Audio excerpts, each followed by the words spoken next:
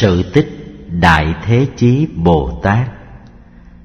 Đức Đại Thế Chí khi chưa xuất gia học đạo thì Ngài chính là con thứ hai của vua Vô Tránh Niệm tên là Ni Ma Thái Tử.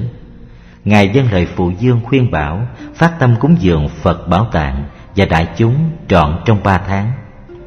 Quan Đại Thần là Bảo Hải thấy vậy bèn khuyến thỉnh rằng: thưa điện hạ, trong sự tu phước có 2 thứ, một là tu phước hữu lậu, 2 là tu phước vô lậu.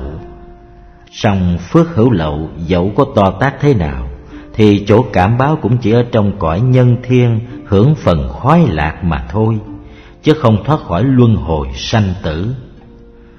Còn như phước vô lậu thì chỗ kết quả ở ngoài 3 cõi 4 vòng, kiếp kiếp đời đời tiêu diêu tự tại. Vậy xin điện hạ nên vì tất cả chúng sanh mà cầu đặng nhất thiết trí, đem công đức ấy hồi hướng về đạo vô thượng Bồ Đề, thì sự phước báo không khi nào cùng tận, mà lại đặng viên mãn cái tâm nguyện nữa. Ni Ma Thái Tử nghe Quan Đại Thần khuyên nói rành rẽ như thế, liền chắp tay thưa với Phật Bảo Tạng rằng: bạch Đức Thế Tôn, nay tôi xin đem công đức cúng dường Phật và chúng tăng trong 3 tháng, và những hạnh tu tập của tôi đã từng làm, như là 3 nghiệp của thân: 1. Không sát hại chúng sanh, 2. Không trộm cắp của người, và 3. Không tà dâm. 4 nghiệp cửa miệng: 1. Không nói láo xược, 2. Không nói theo dệt, 3. Không nói hai lưỡi, và 4. Không nói độc dữ thô tục. Và 3 nghiệp của ý: 1. Không tham nhiễm danh lợi và sắc dục, 2. Không hờn giận oán cừu, và 3. Không si mê ám muội. Cùng là các món hạnh tu thanh tịnh của tôi mà hồi hướng về đạo vô thượng chánh đẳng chánh giác, và cầu đặng một thế giới rất trang nghiêm đẹp đẽ, như cõi Phật biến xuất nhất thiết công đức Quang Minh Sam Dương Như Lai, mà Ngài đã thọ ký cho huynh trưởng tôi đó vậy. Khi Đức Phật ấy thành đạo, trước hết tôi ra khuyến thỉnh Ngài nói đủ pháp tam thừa liễu nghĩa mà hóa độ chúng sanh.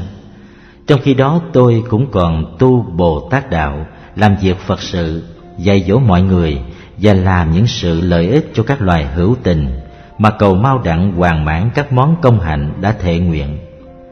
Đến chừng Phật biến xuất nhất thiết công đức Quang Minh Sam Dương Như Lai diệt độ rồi, thì tôi sẽ thành đạo, kế ngôi Phật mà truyền chánh pháp và hóa độ chúng sanh. Những sự trang nghiêm đẹp đẽ trong quốc độ tôi, cùng là thời kỳ diệt độ và kiếp số trụ thế của chánh pháp tôi, đều nguyện y như công cuộc ứng hóa của Đức biến xuất nhất thiết công đức Quang Minh Sam Dương Như Lai vậy. Phật Bảo Tạng nghe mấy lời của Ni Ma Thái Tử nguyện, liền thọ ký rằng: theo như lòng của ngươi muốn thành tựu một thế giới rộng lớn trang nghiêm, thì qua đời vị lai, trải hàng hà sa kiếp, ngươi sẽ được hoàn mãn các sự cầu nguyện ấy. Vì ngươi có lòng mong cầu một thế giới rất đẹp rất lớn như thế, nên ta đặt hiệu cho ngươi là Đắc Đại Thế, tức là Đại Thế Chí Bồ Tát. Sau khi Phật biến xuất nhất thiết công đức Quang Minh Sam Dương Như Lai nhập niết bàn rồi, người bổ xứ làm Phật hiệu là Thiện Trụ Trân Bảo Như Lai, kế tiếp ra đời mà hóa độ mọi loài hàm thức.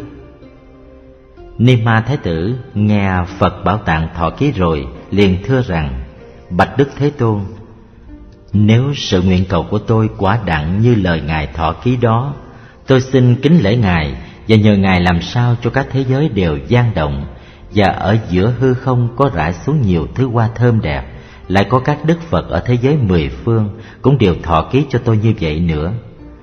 Ni Ma Thái Tử thưa rồi, vừa cúi lạy Phật, tức thì các thế giới 10 phương, cả núi sông cây cối và những vật có hình chất đều rung động ra thành tiếng vang rền khắp cả. Còn giữa hư không lại có các thứ bông rất thơm tho và tốt đẹp rơi xuống như mưa.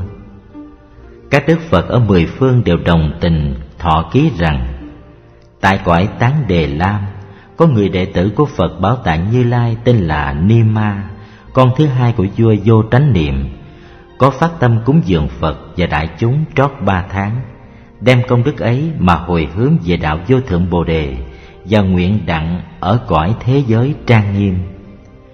Vì vậy nên trải qua hàng sa kiếp, người ấy sẽ bổ xứ thành Phật. Sau khi Đức biến xuất nhất thiết công đức quang minh sang Dương Như Lai đã nhập Niết Bàn, Ni Ma Thái Tử nhờ Phật Bảo Tạng và các Đức Phật mười phương thọ ký rồi, lòng rất vui mừng, hàng trăm tu tập công hạnh vô lậu mà cầu cho mau thỏa mãn những điều tâm nguyện. Từ đó về sau, Ni Ma Thái Tử mạng chung, rồi đầu thai ra thân khác đời khác, kiếp nào cũng hàng chữ bổ nguyện, quyết chí tu hành, học đạo Đại Thừa, làm hạnh Bồ Tát, mở mang trí huệ cho chúng sanh và làm những sự nhiêu ích, đặng dìu dắt các loài ra khỏi sông mê mà bước lên đường giác.